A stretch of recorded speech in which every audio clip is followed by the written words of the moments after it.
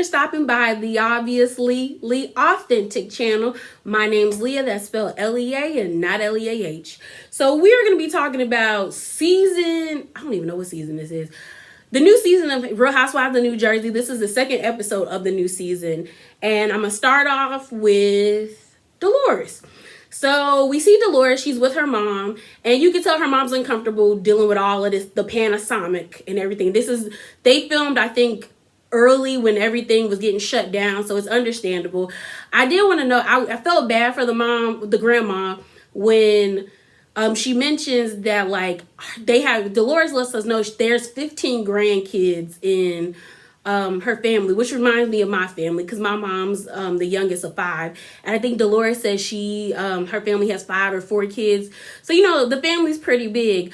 But the mom normally has people at her house like all the time. The kids are always over there, and she did say they come visit, but they stand at the gate, and I think that's sad. I think that's the worst part about, well, not the word people passing away, but for the older generation, I feel bad for them, especially those who enjoy getting phone calls and like interperson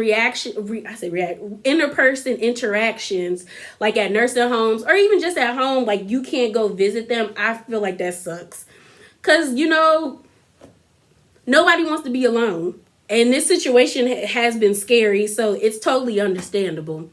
So then we get to that her and her mom start talking about David, like Dolores' relationship with David.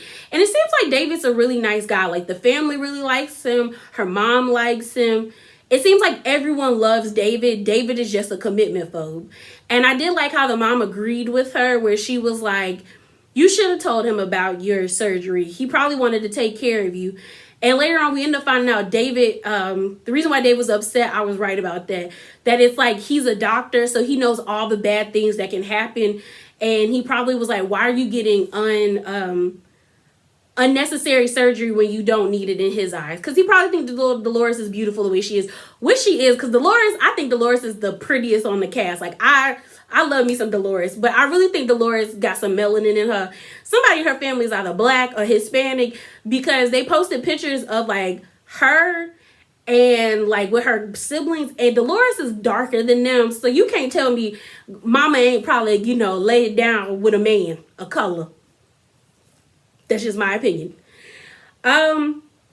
But, we end up finding out why Dolores didn't tell him. Like, her mom doesn't tell people stuff about her, but we know Dolores did it out of spite because she's upset about David not proposing to her.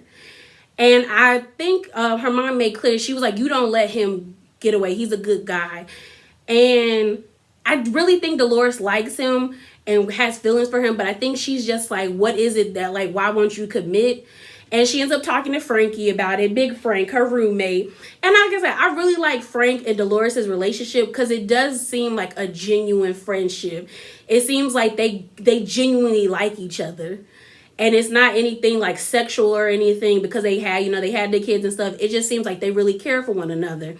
And Frank said, you know what, I'm going to talk to David. And at first I was like, what you got to talk to David about? But we end up finding out because Big Frank and David end up going to the gun range while the ladies are on their trip to the lake house. And we find out that Big Frank actually fell down the stairs and basically messed up his legs. He had to get multiple surgeries, wear his brace. He said he almost thought he was paralyzed. And David told him to come stay, Big Frank, to come stay with him, because the house that they built has I think a full bath on the first floor, so he wouldn't have to go up and down the stairs to use the facilities. And David really took care of him. Like, he helped him get in the shower and bathe. He really took care of him. So David and Frank have a really good relationship, because I think for men, it's a lot for a man to be vulnerable and let another man like help him into the shower while he's naked and things like that. So I thought it was sweet. And he even called David and was like, you got commitment issues. And David was like, you got commitment issues too? And Frank was like, well, but I ain't with Dolores, which is true. And Frank told him the truth, like, she's going to start resenting you. I just wish they could get together, like I said last episode. I hope they like find a happy medium, because I think Dolores deserves to be with someone who cares about her. And it seems like David genuinely cares about her and he's a good dude. He just doesn't, I don't think he likes confrontation or things like that, because he just gets up and walks away every time he's upset with Dolores, which he definitely needs to work on. But I thought I don't know. I just like their dynamic. The three of them seemed cool, and it was even funny when Frank was like, who knows, y'all gonna get married and all three of us gonna be living in a house together. I think that would be cute if they lived together. I know it would probably be annoying to David, but I think it would be cute. Excuse me. So then, and that's the other thing. I guess now it makes sense why Dolores is okay with the unconventionalness of her relationship, because she said her mom lived where she had her own house, and the dad was a police officer, and he moved to where he was stationed, and she just the mom liked where she lived, so the kids, I guess, would stay with her and their dad would come visit. But she was like, they did everything together except live together, and they had a good marriage.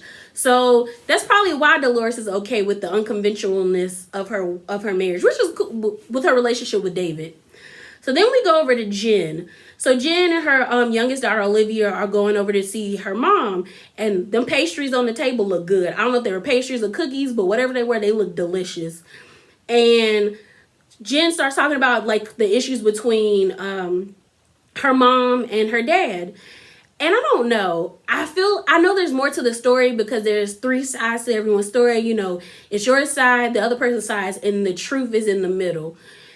I think that there's something to be said about how comfortable the mom is berating and belittling the dad in public versus at home, because from what the mom said, she was like, the dad says mean things to her too. And I was just like, it just sounded like tit for tat. The fact that the dad was like, I can't stay there no more, and he seems very much happy living at the parents' house, and the mom seems miserable, makes me feel like maybe the mom really was the issue, because she was like, he turned my kids against me. And I'm like, and then Jen said, dad doesn't say nothing nothing bad about you. So in my mind, if the father isn't just talking ill about the kid, about the mom, or being disrespectful, then that says more about the mom than the dad. And the kids are grown, so it's not like he can manipulate his grown kids that are married and with children. It just seems like the mom is a stubborn person, and if it doesn't go her way, then she don't want no parts of it. Because I didn't like the fact that the brother we learned about last episode, who decided to who was the buffer and who got married and decided to move to Turkey. Well, he's trying to come back over here, but with his wife. They had a honeymoon baby, and the little baby's name is John Bryan. Well, John is the father's first name. Well, the mom, they were looking at pictures of the little baby, and the mom's like, oh, Brian is so pretty. And then Olivia, with her little shady self, was like, Grandma, why do you call the baby Brian when his name is John Bryan? And the grandma's like, well, his name is Brian. And then Jen checks her mom, is like, no, his name is John. And the only reason why she doesn't want to call the baby John is because that's the dad's name. They named the baby after the dad. So I'm just like, you got that much beef with your husband that you can't even call your grandchild by his real name? There's something more to that. But since they are at the age that they're at, I don't know if counseling could be held, because at this point, y'all are set in y'all ways. We did find out that they have an arranged marriage, and Jen even said, I didn't see fights between my parents, but I didn't see love either, because they probably didn't want to get married because it was arranged. But there's so much more to that situation, but I'm interested in seeing how it's going to end, or maybe they come to a resolution. So then we get Jackie. So y'all know how we left off the last episode. So I'm going to talk about Jackie and Teresa together. So Teresa called Jackie a see you next Tuesday 15 times. I legit did a tally of how many times I heard beep, beep, beep, beep, beep, beep, beep. And so basically, we know that Jackie was like, what if I said Gia did coke in the bathroom? And she basically said it as an analogy. We know Teresa is not the brightest bulb. And the thing that I didn't like about Jackie, because that's the thing, that's why I don't have a dog in this fight. I am not for Jackie. like when I say for, I'm not saying that like I don't think what Teresa did was wrong, but I'm saying I'm not like a stand for Jackie or Teresa. I feel like they're both kind of insufferable people, but I understand why Jackie is upset. Like, you were at her function spreading rumors about her son, not her son, but her husband. Although I do think there's some weight to them rumors. Maybe Evan did step out earlier in their marriage, or maybe she suspected something, because the vitriol, well, not vitriol, because vitriol is normally like venom and anger. I would say the emotion about it is just very like, if it doesn't apply, let it fly. Like, still be pissed at Teresa, but like if it doesn't apply, then let it fly, lady. Like, it's not, she not gonna say sorry. Like, Teresa doesn't say sorry. And I think we're like on season 13, or maybe even season 13 or 12. Teresa hasn't apologized in 12 seasons or 13 seasons. So I don't know why you think she will. And you said something about her child. This is a lady that went to jail, missed a year of her kid's life, and she's probably, and you can tell Teresa is very like ashamed of that she wasn't in her kid's life, and she probably feels like she didn't put her kids through enough with Joe being deported to Italy and her being in jail. And Gia is the one I think she cares the most about, because, well, I won't say cares the most, but has the closest relationship, because Gia, we find out, is 19. So it's like, I think Teresa felt like she could have these adult conversations with Gia because of her age. Well, Jackie decides not to go on the trip. Jackie ends up calling Melissa, and well, before Jackie called Melissa, Teresa goes home and she calls Melissa. And Melissa is kind of like shocked, but Melissa was like, I don't think she meant it that way. And I think Teresa just wanted Melissa to jump on the bandwagon with her. But Melissa has a better relationship with Jackie and Jackie than she does with Teresa, because Teresa don't know how to apologize. I haven't heard Melissa apologize either, but Melissa hasn't done as bad of things to her as Teresa has.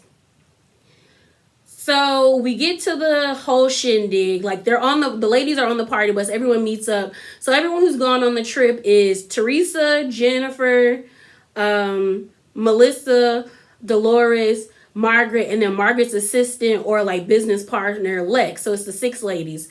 So Jackie's at home shaving her kid's head, whatever, and then they're on the bus. So I was happy that the ladies called her out about it. The only person that really didn't say nothing was Jen, but Margaret said, girl, you were wrong. Like, it was and I think she used it as an analogy, but Teresa don't want to hear it because you had mentioned a child. And like Dolores said, where they're from, how they grew up, you don't say nothing about people's kids unless you're ready to throw hands.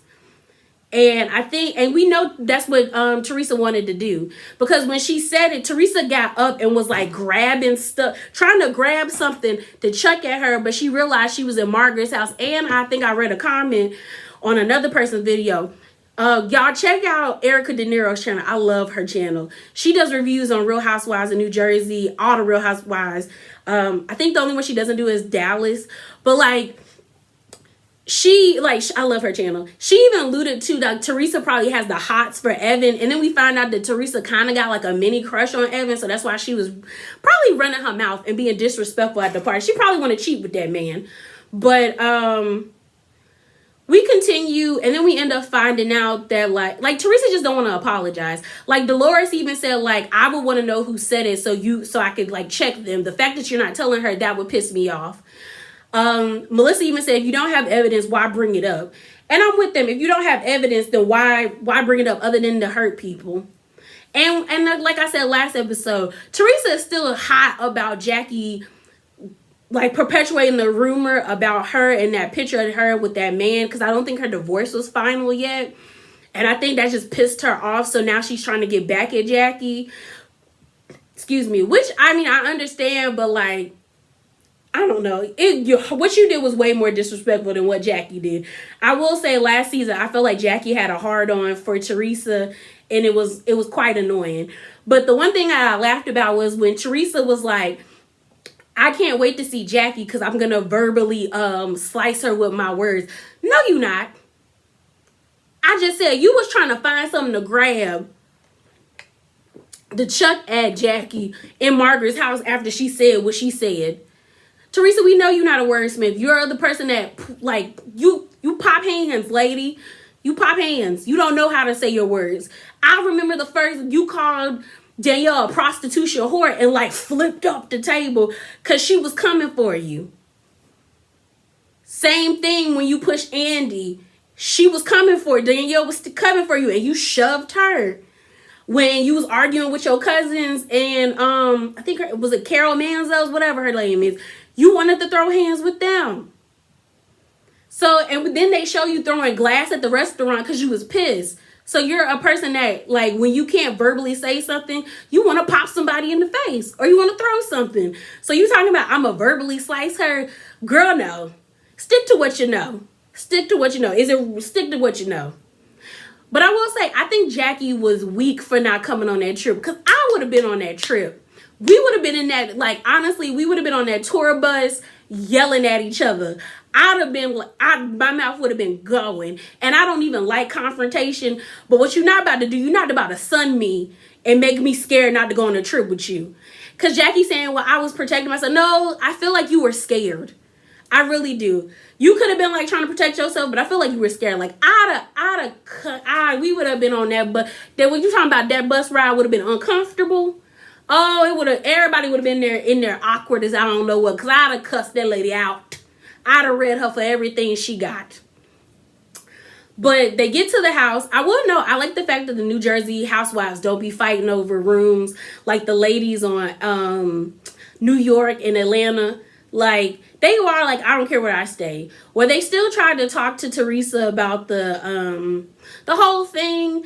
And it's just not getting through. And I think I like what Margaret, because Margaret, Melissa, and Lex were on the deck, waiting for all the ladies to get ready so they could go out to dinner.